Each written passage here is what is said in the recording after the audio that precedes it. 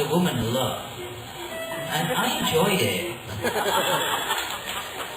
I also tended to get a great big sniper's rifle from World War I, so I used to look quite anomalous walking through Islington with this great big rifle from World War I, and hoop-on hairdo and chic ladies' clothing from Chelsea, from King's Road as it was then, you know, like swinging 60s, all that.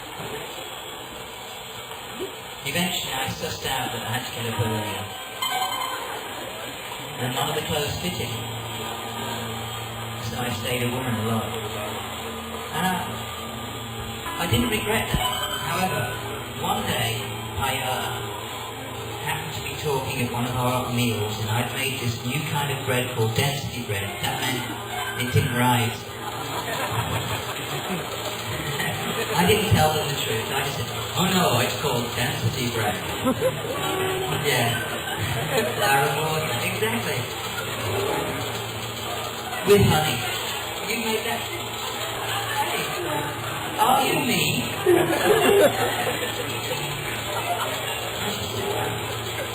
I said, where did you get those new shoes? They look very nice and handmade. And she said, actually, I got them for the money in the communal box. Oh. It turned out she'd been getting private dentistry, private medicine, handmade shoes, designer clothes, and so on.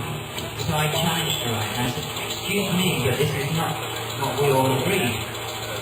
We're supposed to move around the house and not own anything to... And that was when she chased me with the scissors. She did. She chased me up 4 floors of this house in Islington, screaming, you're a fucking anarchist. And I was going, I don't know, am I? And we got to the top of the house. I'm terrified of heights, but I jumped out of the window. Luckily for me, there was scaffolding outside. She didn't know, I didn't know. She was well impressed. Boom! I landed on the scaffolding and climbed down very carefully, and I stood in the backyard, and she came and looked out of the window with the scissors like, hi, Ellen, and I left. Now the story basically goes like this. When you program, you become really vulnerable. If you open yourself up to somebody else's system, and I've done it many times, when you open up your heart and you believe in something and you really commit yourself to this idea, this belief, this optimistic concept of life, you become vulnerable to the programmer. It doesn't matter what the system is, it can be yourself and your own idea. But once you decide to have any kind of linear system in your life, it doesn't matter how bizarre it seems at the time, at some point, the trust that you basically invest in that system, and that system of belief, and that way of life, makes you vulnerable to the person that you trust.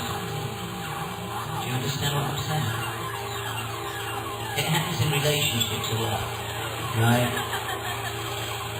And I'm sure everybody here has had a relationship and they know what it means to trust somebody and buy into a system of belief and agree on what is intended and what can be and what will always be the same.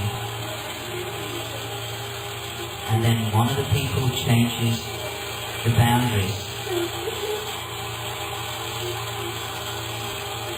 They change what they aspire to be. And it's like this big pair of scissors, and they're chasing you around with it, trying to stick it in your heart. Now why are they doing that to you?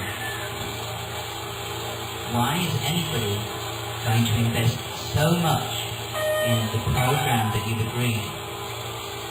And how do you get outside that program?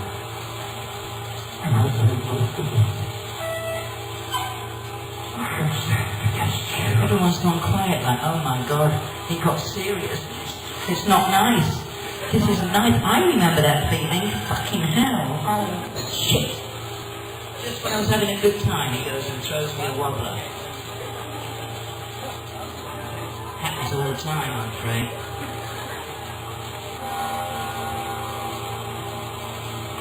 So, I'm going to sit here for a minute because my back was aching. I'm getting old.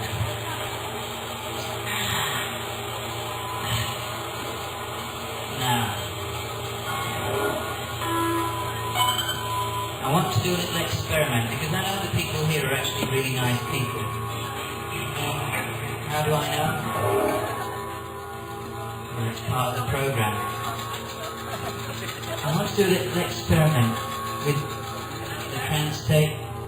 You know, tonight is an evening of trance.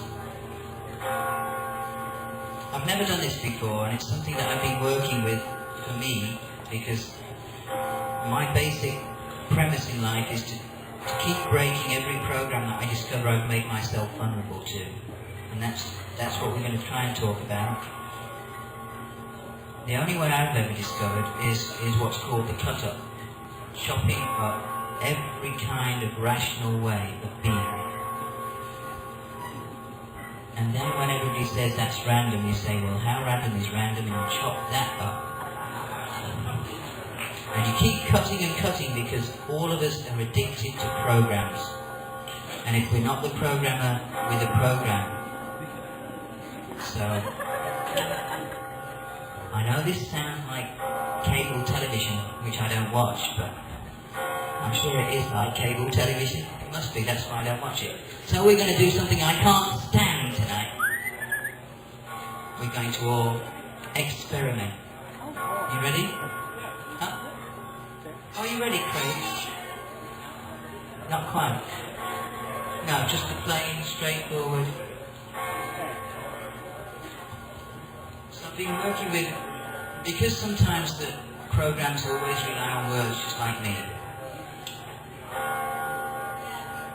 I've been experimenting with visualizations and trance states recently. Because I noticed that I still had so many programs left in me that it was confusing me and making me depressed. You can listen to me, or you can go off on a pleasant daydream. I'd like to close your eyes. It really doesn't make experiment. If you close your eyes, trust the unconscious mind will be listening. Even if you are consciously relaxing somewhere else. You are sitting there, your feet are on the floor, and you can begin to relax. And you can begin to relax. Your eyes are closed. Your hands are in your lap. And you can begin to let go of any unnecessary tension. With each movement you make, you can become more comfortable and go deeper into trance. As you listen to the sound of my voice, the safe, normal sounds around you can help you to relax even more. You can hear everything I have to say consciously, and you can understand everything unconsciously.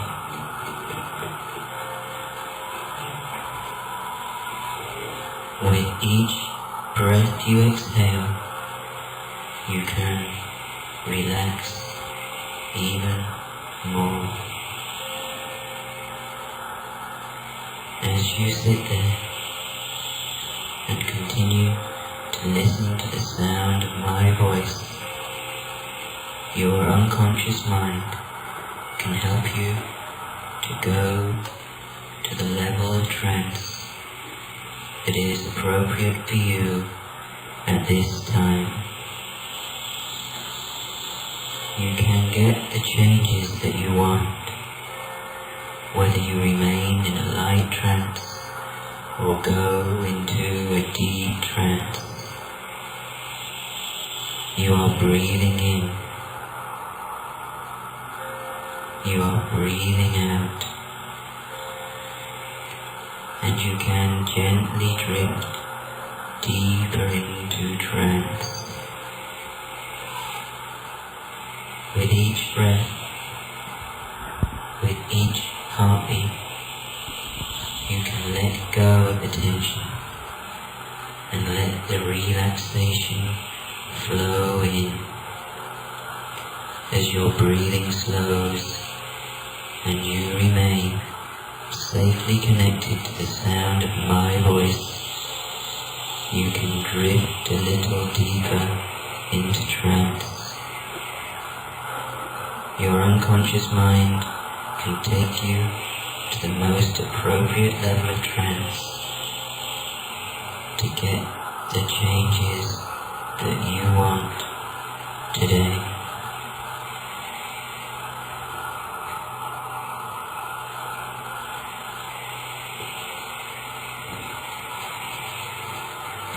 You can listen to me, or you can go off on a pleasant daydream. It really doesn't matter.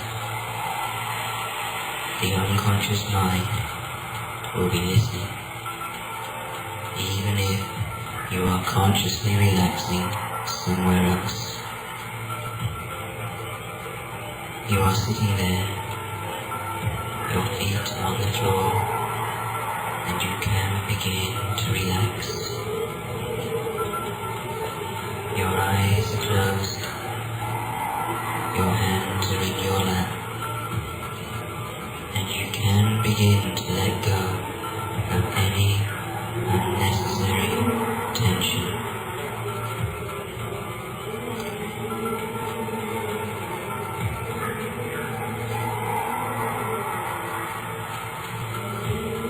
With each movement you make, you can become more comfortable and go deeper into trance. As you listen to the sound of my voice, the safe, normal sounds around you can help you to relax even more. You can hear everything I have to say consciously, and you can understand everything unconsciously. With each breath you exhale, you can relax even more.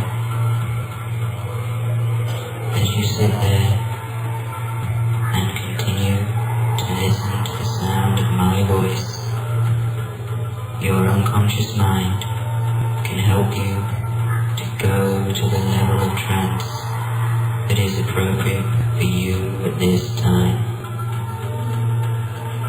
You can get the changes that you want,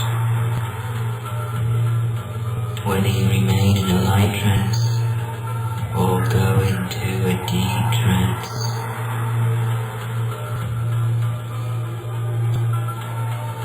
You are breathing in